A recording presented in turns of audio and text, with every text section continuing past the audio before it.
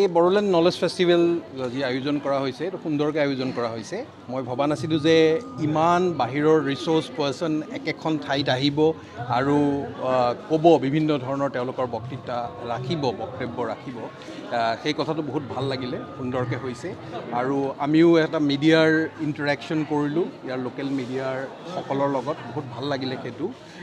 আৰু মই এইটো কথাই জোৰ দিব খুজিছোঁ যে এটা সময়ত আমি বড়োলেণ্ডক বহুত ভায়লেণ্ট জেগা বুলি জানিছিলোঁ আজি পিচফুললৈ গৈ আছে মানে এটা হিংসাৰ পৰা আমি শান্তিলৈ গৈ আছোঁ এইটোতো ট্ৰানজিশ্যন হৈ আছে কিন্তু সেই ট্ৰানজিশ্যনটো হৈছে ওৱান টাইম ষ্টৰি মই সেইটোকেই মোৰ আমি যেতিয়া বৈঠকত বহিছিলোঁ সেইটো কথা কৈছিলোঁ ওৱান টাইম কিন্তু এই বস্তুটোত এতিয়া ভেকুৱাম এটা ক্ৰিয়েট হৈ আছে ভেকুৱাম মানে এটা নিউজ ভেকুৱাম হৈ আছে মানে আপুনি সুদা শান্তি হ'লেই নহ'ব শান্তিৰ পিছত আপুনি কি কৰিব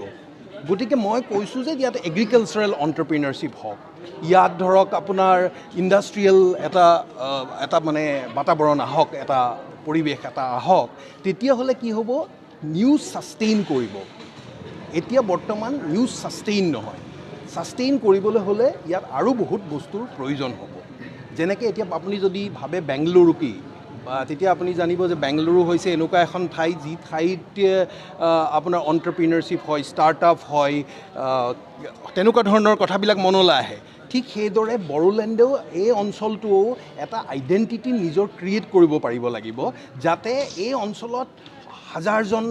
এগ্ৰিকালচাৰেল এণ্টাৰপ্ৰিনাৰ হ'ল তেওঁলোকে ইয়াৰ ফাৰ্মাৰৰ লগত কানেক্ট কৰি তেওঁলোকে ইয়াৰ প্ৰডিউচখিনি বাহিৰত বিক্ৰী কৰিছে ৰপ্তানি কৰিছে তেতিয়াহ'লে আপুনি কোনো দিল্লীৰ পৰা বা অইন ঠাইৰ পৰা সাংবাদিকক মাতি আনিব নালাগে তেওঁলোক নিজে আহিব ইয়ালৈ সেই প্ৰচেছটো আৰম্ভ কৰিব লাগিব মই সেই কথাটোতে মোৰ বক্তব্যখিনিতো মই গুৰুত্ব দিছিলোঁ দাদা আমাৰ এই নৰ্থ ইষ্ট বা আমাৰ BTC নিউজটো কি কাৰণে নেশ্যনেলৰ ইমান স্ক'প নাপায় ইয়াৰ বিষয়ে কি ক'ব